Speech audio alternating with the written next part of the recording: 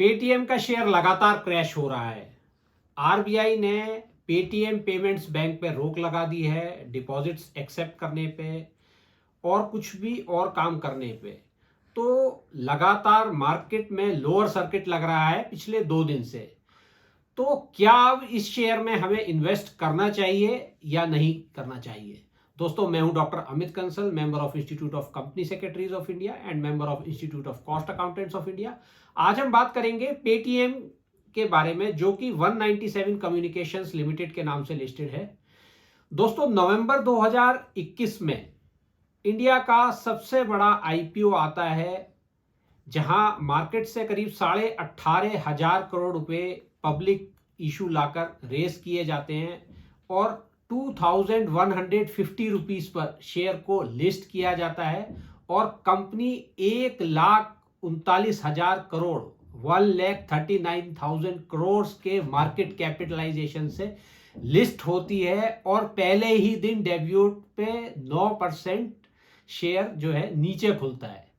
तो दोस्तों, ऐसा क्या है कंपनी में जो आम आदमी नहीं समझ पाया और अपना आईपीओ में भी पैसा लगा के लगातार उसमें लॉसेस कर रहा है?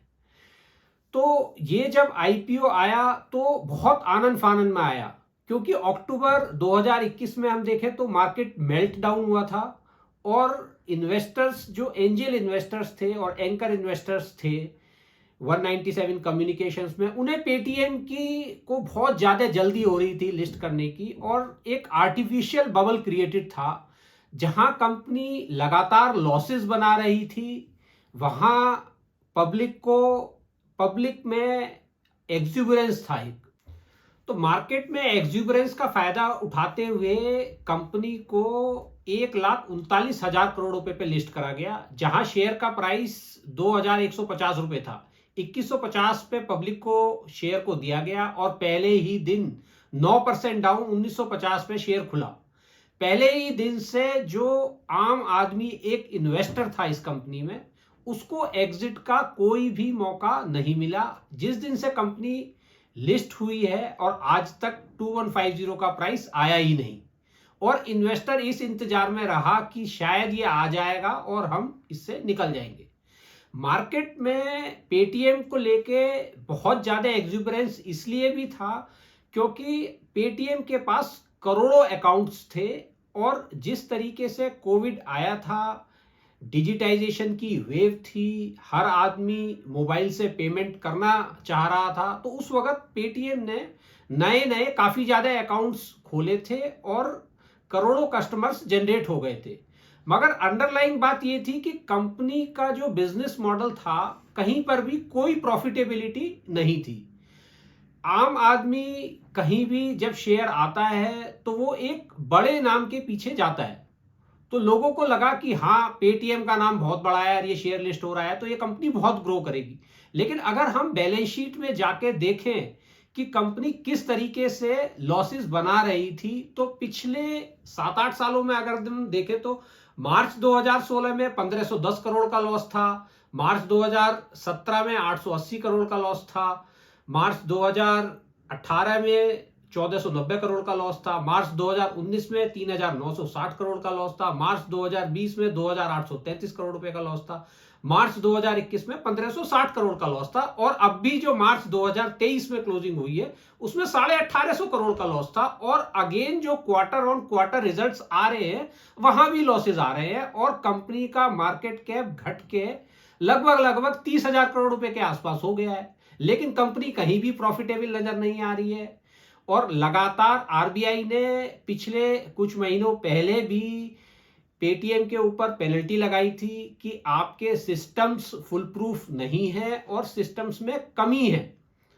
और आपको उन सिस्टम्स को इंप्रूव करने की जरूरत है। तब भी करीब 5 करोड़ रुपए से ऊपर की पेनल्टी लगाई थी, लेकिन वो अभी तक भी इंप्रूवमेंट नहीं हुआ। और अब जनवरी 2024 में आरबीआई ने फाइनली पेनल्टी लगा दी और प्रेस रिलीज जो है ये इशू किया है। तो 31 जनवरी 2024 का जो प्रेस रिलीज है, उन्होंने क्लियरली कहा है कि the reserve bank of India in exercise of its power under section 35A of the banking regulations act 1949 had directed Paytm Payments Bank Limited to stop onboarding of new customers with immediate effect. एक तो यहाँ ये समझने की जरूरत है कि Paytm payments bank पे रोक लगाई गई है, बट पेटीएम वॉलेट पे रोक नहीं लगाई है। तो जो छोटे छोटे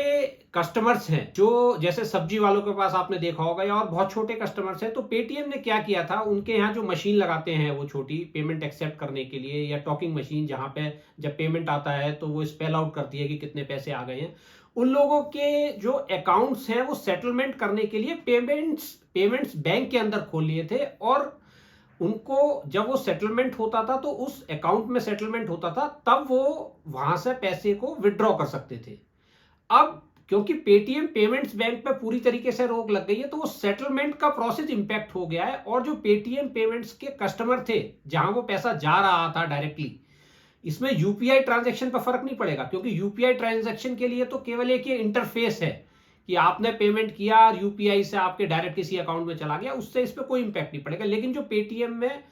बैंक में पैसा जा रहा था और सेटलमेंट होकर वो वहां पे जा रहा था, तो वो अब बैंक को प्रोसेस चेंज करना पड़ेगा। अभी सीईओ विजय शेखर शर्मा ने भी जो है अपना एक बयान जारी किया है, जिसमें उन्होंने कहा है कि Paytm wallet will now work with other banks and they will not work with their associate bank, यानी कि वो पेटीएम पेमेंट बैंक्स के साथ काम नहीं करेंगे और पेटीएम वॉलेट के जो ऑपरेशंस हैं वो चलते रहेंगे।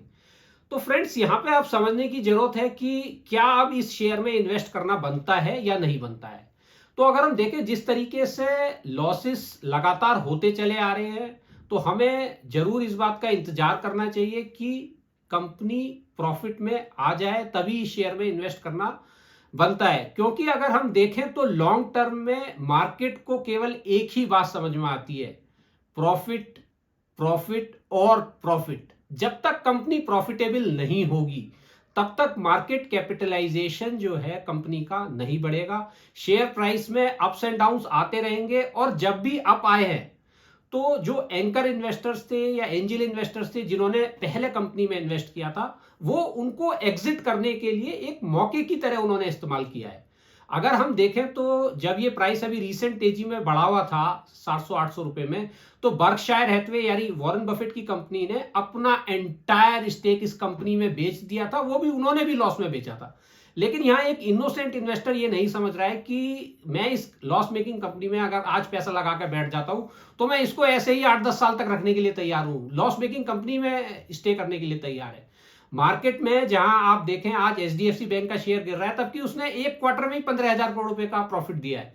तो हमें यह समझने की जरूरत है कि प्रॉफिटेबिलिटी मार्केट में मस्ट है, हमें अपने सेंटिमेंट पे काबू रखने की जरूरत है कि ये एक वेल नोन नेम है कि जी पेटीएम के सभी जगह आपको पेमेंट्स की फैसिलिटी है सिर्फ इसी वजह से, मगर उससे पेटीएम कोई पैसा नहीं बना पा रहा है। तो हमें प्रॉफिटेबिलिटी पे जोर देना है, जो कंपनी प्रॉफिटेबल है या हमें एक फोर्सेबल फ्यूचर में प्रॉफिटेबिलिटी दिखती है, वहीं पे हमें इन्वेस्ट करना चाहिए। तो दोस्तों, आशा करता हूं आपको पेटीएम के बारे में एक ये डिटेल डिस्कशन समझ में आया होगा। अगर आपको मेरा चैनल पसंद आया होगा तो लाइक कीजिएगा और सब्सक्राइब कीजिएगा।